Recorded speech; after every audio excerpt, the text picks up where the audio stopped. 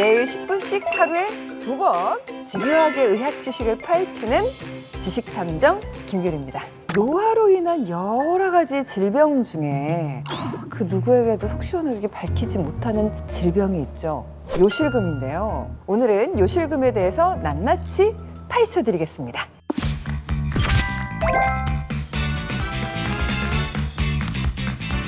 우리의 건강을 책임지는 히어로 모셔야겠죠. 비뇨의학과 전문의 문근배 선생님 나오셨습니다. 안녕하세요. 비뇨기과 전문의 문근배입니다.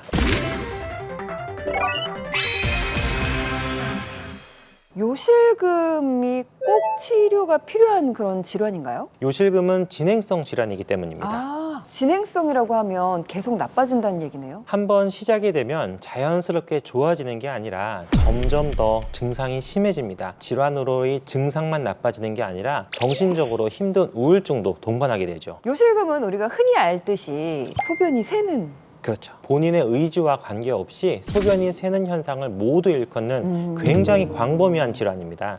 그러면 요실금은 우리를 왜 이렇게 괴롭히는 걸까요? 요실금을 한마디로 정의하자면 요도의 괄약근 고장이라고 보시면 되는데요. 방광에 소변이 채워질 동안 요도의 괄약근이 수축해 있다가 배출이 된 순간 열리는 것인데, 괄약근이 이완되지 않거나 소변을 배출시키는 힘이 약하면 소변이 원활하게 나오지 못하고 잔류감이 남는 거죠. 그렇다면 왜 괄약근은 고장이 나는 거죠? 요실금의 가장 중요한 원인은 노화와 분만이 되겠습니다. 노화와 분만. 골반 근육이 약화가 되고 요도 괄약근이 함께 약해지고요. 방광과 요도를 지지해주지 못할 때 요실금이 생기게 되는 거죠. 그 원인이 되는 분만은 자연 분만을 얘기하시는 걸까요? 태아를 임신한 것 자체가 골반 근육의 약화를 유발하기 때문에 출산 방법이 자연 분만이냐 제왕절개냐의 문제를 떠나 임신을 하게 되면 자연스럽게 골반 저근이 늘어나게 됩니다. 혹시 임신과 출산을 경험한 어머님들께는 모두 다 그게 생기는 건가요? 출산 직후에 일시적으로 요실금이 생기는 경우가 있지만 대부분의 경우 50대가 넘어가면서 노화와 동반되어 골반적은 약화가 더 악화가 되고 그로 인해서 생기는 경우가 많이 있습니다. 요실금도 증상별로 나뉜다고 하는데 원인에 따라서 4가지로 나뉘게 되는데요. 기침이나 재채기, 줄넘기 등 갑자기 복압이 증가할 때 발생하게 되는 복압성 요실금과 소변이 갑자기 급해져서 화장실에 가는 동안 실수를 하게 되는 절박 요실금, 그리고 이 2가지를 함께 가진 혼합 요실금이 있고요. 척추 손상, 당뇨 등으로 인해서 방광 기능 부전으로 소변이 배출하지 못해서 나오게 되는 범람 요실금까지 모두 요실금에 해당이 됩니다. 그 중에서 오늘은 복압성 요실금에 대해 알려드리고자 합니다. 복압성 요실금이 가장 흔한 질환이라면서요? 요실금의 80에서 90%가 복압성 요실금인데요. 복압이 증가할 때 소변이 누출되는 증상을 수반하고 기침이나 재채기, 줄넘기 등에도 갑작스럽게 복압이 증가해 방광의 수축 없이 소변이 누출되는 현상입니다. 임신, 출산 등으로 골반 저근이 약해지면서 중년 여성들에게 많이 나타납니다. 많은 분들이 이거 나 요실금인가? 걱정하실 것 같아요. 그래서 혹시 요실금이 맞는지 어떻게 확인할 수가 있을까요? 기억하실 것은 내 의지와 상관없이 소변이 샌다입니다. 하루에 소변을 5회밖에 안 봐도 기침을 할 때 소변이 새면 복압성 요실금인 거죠. 병원에 가면 어떤 검사들을 혹시 받게 되나요?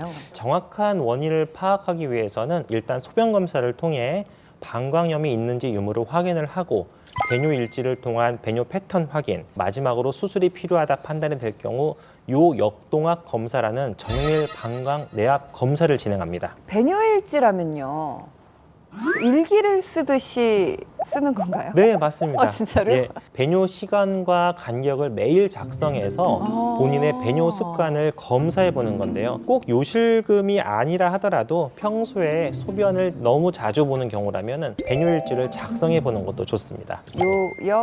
동학 검사, 예, UDS라고 하는데요. 왠지 이름처럼 조금 어렵고 힘든 검사일 것 같은데 어떻게 하는 거죠? 요 역동학 검사는 하부 요로의 저장 및 배출 기능을 평가하는 방법인데요. 카테터를 오줌줄과 항문에 삽입하고 생리식염수를 방광에 흘려서 기침을 유도합니다. 이때 유출되는 소변의 양과 흐름을 데이터 수치화하여 증상의 정도를 판단하고 수술 가능 여부를 결정하게 됩니다.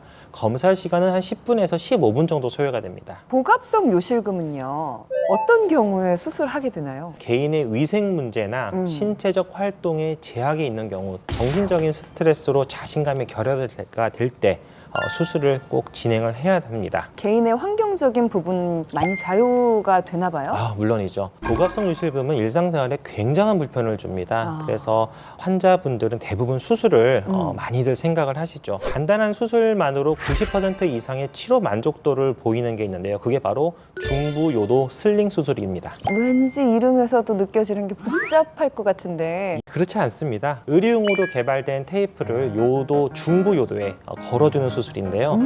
수면 마취나 척추 마취 하에 진행이 되고 30분 정도 시간이 소요가 됩니다. 방광 및 신경과 혈관에 손상을 주지 않고 수술이 가능하기 때문에 당일 퇴원도 가능한 아주 간단한 수술입니다. 수술을 원하지 않는다면 다른 치료 방법은 없을까요? 복압성 요실금은 1차 치료법으로 수술적 치료를 하는 경우가 매우 많지만 증상이 미약한 경우에는 케겔 운동 같은 골반적인 운동을 통해서 많은 호전을 보일 수가 있습니다.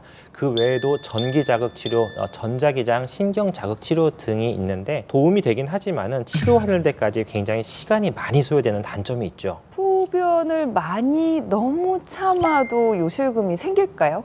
예, 생길 수 있습니다. 그렇구나. 소변을 너무 참게 되는 경우에는 네. 방광 염증의 위험성이 높아지게 되고요. 소변이 더 셀 수 있는 요인이 더 만들어질 수가 있죠. 평소에 요실금을 완화할 수 있는 방법들이 있지 않을까 싶은데 어떤 게 있을까요? 골반 근육을 강화를 시켜주면 요실금이 확실히 호전을 보입니다. 대표적인 운동이 의학 박사 케겔이 제안한 케겔 운동법입니다. 케겔 운동법 어디서 많이 들어봤죠? 처음 시작하실 때는 누워서 하시는 케겔 운동법을 좀 추천을 드립니다. 항문을 꽉 움츠린 상황을 생각하면서 소변을 참듯 항문 근육을 들어 올리며 10초간 수축하고 다시 10초간 근육을 이완시켜주는 방법인데요. 이 같은 동작을 10회 반복하는 것을 한 세트로 보고 하루에 8에서 10세트 정도 해주면 아주 좋습니다. 케겔 운동은 골반 괄약근을 꽉 조이는 방법을 얼마만큼 무리 없이 수행할 수 있느냐에 달린 운동입니다. 처음 시도할 때는 10초를 버티는 게 쉽지 않아요. 그래서 최소 3초부터 시작을 해서 네. 그 시간을 점차 늘려나가는 것을 추천드리겠습니다. 소변을 보실 때 한번 이렇게 케겔 운동처럼 좋습니다. 네. 앉아서 네, 꽉 앉아서 조이면서 하시는 것도 그렇게 도움될 하는 수가 방법을 있죠. 어느 TV에서 의학 프로그램을 보다가 그걸 보고 오.